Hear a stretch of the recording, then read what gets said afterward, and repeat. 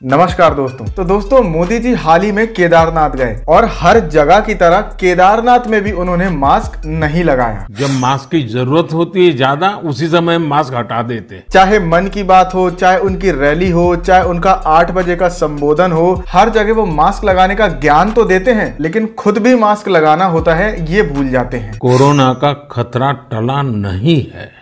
अब हो सकता है कोरोना उनसे डरता हो, हमें नहीं पता, लेकिन कम से कम लोगों तक एक मैसेज पहुंचे, इसी खातिर मास्क लगा लेना चाहिए। चेहरे पर मास्क लगाना या गमछे का उपयोग करना, 2 गज की दूरी, लगातार हाथ धोना।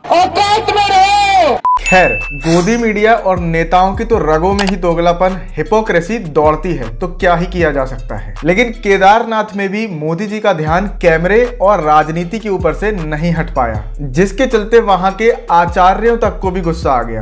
जो मोदी जी सारे चैनलों को यहाँ बुला करके अपना लाइव देश विदेशों में दिखा रहे हैं। केदारनाथ धाम का गर्भगृह है, जहाँ पर कैमरा स्ट्रिक्टली प्रोहिबिटेड है, वहाँ पर भी मोदी जी कैमरा ले गए। ये एक मर्यादा में यहाँ के दर्शन होते हैं, ना कि दर्शन करते समय आप किसी को लाइव बताओ। मतलब अपनी तस्वीरें खिंचवाने के लिए गर्भगृह के अंदर तक कैमरा ले गए और ये खुद को हिंदू और हिंदुत्व का सबसे बड़ा नेता बताते हैं। नंबर 1 चीज, यहाँ जो है राजनीतिक मंच न लगे। दूसरी बात, जो मोदी जी सारे चैनलों को यहाँ बुला करके अपना लाइव देश विदेशों में दिखा रहे हैं, आपने बहुत बड़ी सीमा लांघने की कोशिश करी। वैसे तो मोदी जी जहाँ जहाँ जाते हैं वहाँ बहुत कुछ होता है, उसी तरह इस केदारनाथ ट्रिप में भी बहुत कुछ हुआ, जैसे कि गर्भगृह में कैमरा ले जाना और आज तक की बेइज्जती कर रहे हैं कि उन्हें महिला शक्ति को लेकर आप क्या सोचते हैं कि प्रधानमंत्री जी अपने संबोधन में क्या कहेंगे।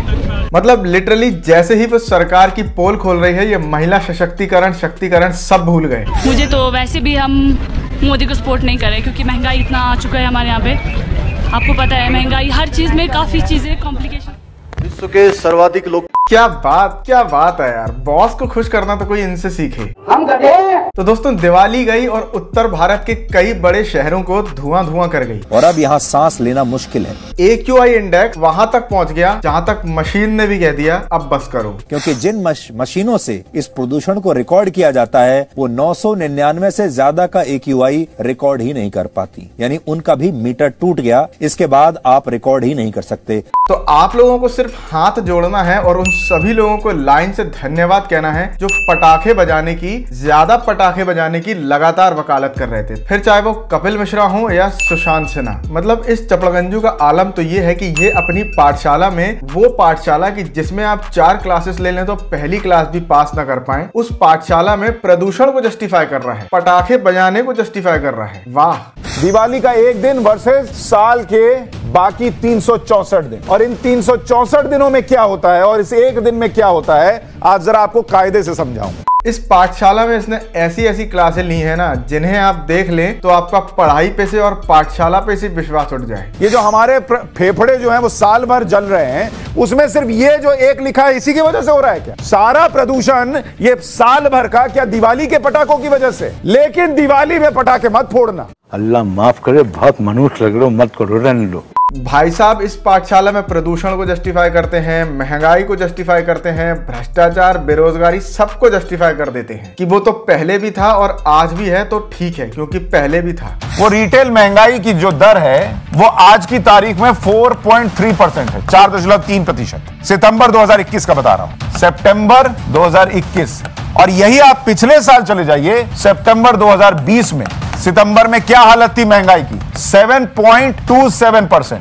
मतलब पिछले साल के सितंबर के मुकाबले अगर आप महंगाई दर देखेंगे तो वो 4.3% यानी करीब 3% घट गई है। महंगाई तो बढ़ी है लेकिन पहले के मुकाबले घटी है, पहले के मुकाबले घटी। तुम्हें शर्म है? कुछ शर्म आया है?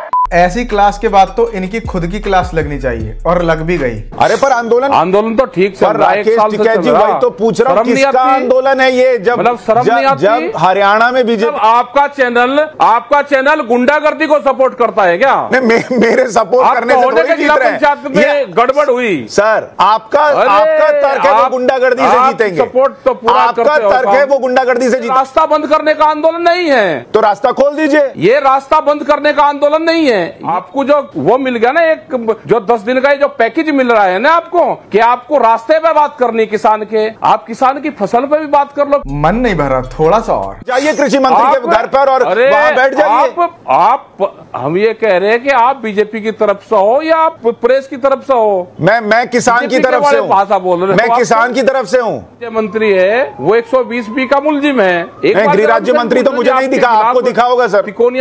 एंकर प्रवक्ता बन जाएंगे तो नहीं दिखेंगे। नहीं, ये आपका तर्क हो। मतलब दिवाली पर पटाखे बजाने की अगर बात करें तो खुद गोदी मीडिया में ही एकजुटता नहीं है। कोई कुछ कह रहा है तो कोई कुछ कह रहा है। ये क्रैकर वाला जो ये है दिवाली है ना, जो क्रैकर और एक्सप्लोसिव्स वाला दिवाली है, ये है चाइनीज क्रिएशन। हिंदू दिवाली में सिर्फ दिए होते हैं। क्या बोले मैं समझा। ये है चाइनीज क्रिएशन। सारा प्रदूषण ये साल भर का क्या दिवाली के पटाखों की वजह से? तुलसीदास द्वारा रचित रामचरितमानस का अध्ययन किया और इसमें हमें कहीं भी इस बात का जिक्र नहीं मिला कि जब भगवान राम रावण को हराकर वापस अयोध्या लौटे थे तो उस दिन उनके स्वागत में पटाखे चलाए गए थे। लेकिन दिवाली में पटाखे मत फोड़ना। मतलब इसी हरकतों की वजह से, गोदी मीडिया की इसी हरकतों के वजह से गोदी मीडिया को उन्हीं के चॅनल पर लाइव ऐसे शब्दों को सुनना पड़ता है। पर्यंतचा अटकेचा प्रवास याबद्दलही म्हणू लागले। माझ्या भाषेत बोलायला तर चुते आहेत ते लोक, चुतीये।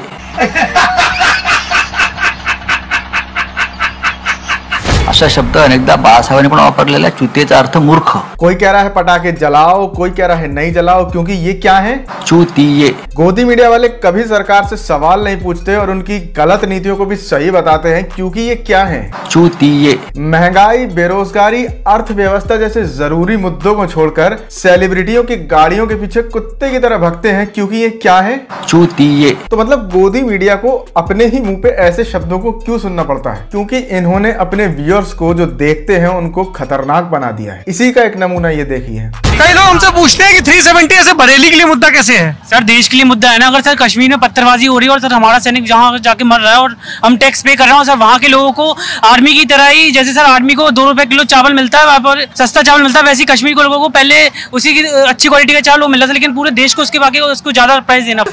अरे मुझे चक्कर आने लग गया अब। मतलब आप ये सोचिए कि ये वही लोग हैं जो दिन रात ऐसे न्यूज चैनल्स को देखते हैं और कितनी मिस इन्फॉर्मेशन इनके दिमाग में भरी जा रही है। सब बातें आपको कैसे पता चली? सर थोड़ा बहुत न्यूज वगैरह, न्यूज में आती है बात। जी सर, कि वहाँ चावल सस्ता मिल रहा था और अच्छा मिल रहा था, बाकी देश में खराब। सर जी मुझे तो ये पता है कि जो पीडीएस का चावल है वो पूरे देश में एक जैसा ही बढ़ता है। नहीं तो जा रहे यार, तू कुछ सोच। बोलना है बस, अता पता कुछ नहीं है, फैक्ट से कुछ लेना देना नहीं है। एक काउंटर क्वेश्चन अगर कर लिया जाए तो जवाब नहीं दे पाएंगे, लेकिन सिर्फ बोलना है। सर अभी तो बीजेपी जो चल रहे हैं वही काफी सारी चेंजेस करे हैं बीजेपी ने। जैसे क्या चेंज की? करेंसी का जो चेंज करी थी उसकी वजह से काफी, मतलब जो उसमें ब्लैक मनी ज्यादा कमा रहे थे उनकी कम हुआ है, ब्लैक मनी की वो करप्शन कम हुआ है। नहीं, ऐसा नहीं हो सकता, कह दो कि ये झूठ है। क्योंकि जिन चैनल्स को ये देखते हैं वो क्या है? चूतिए। तो ये वही स्टूडेंट्स हैं जो आगे चल के भारत की आजादी को 99 साल की लीज पे मिली आजादी बता देंगे और फिर उसे जस्टिफाई भी करेंगे। और ये सब कुछ गोदी मीडिया की देन है। एक लास्ट टाइम, क्योंकि गोदी मीडिया क्या है? चूतिए। तो दोस्तों दिवाली से पहले सरकार ने पेट्रोल पर 5 रुपए और डीजल पर 10 रुपए घटाकर भारत की जनता को बहुत बड़ा तोहफा दिया। शुरुआत करते हैं आज की बहुत अच्छी खबर से। प्रधानमंत्री नरेंद्र मोदी ने पेट्रोल डीजल पर एक्साइज ड्यूटी में जबरदस्त कटौती की है।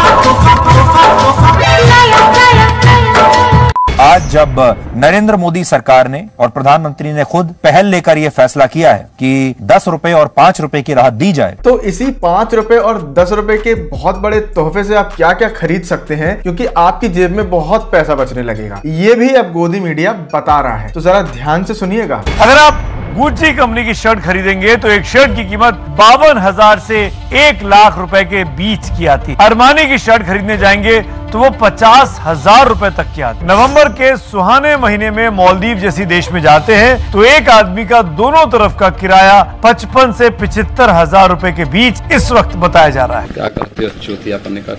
देश में कोई समस्या नहीं है, सबको नौकरी मिल गई है, अर्थव्यवस्था अच्छी हो गई है, महंगाई बिल्कुल अपने घुटनों पे आ गई है, हर चीज बढ़िया चल रही है और सरकार ने इतने पैसे तो बचा ही दिए हैं 5-10 रुपए। तो अब करिए खर्च और करिए मजे। अरे यार हिंदुस्तान की मीडिया को क्या हो गया यार? हा?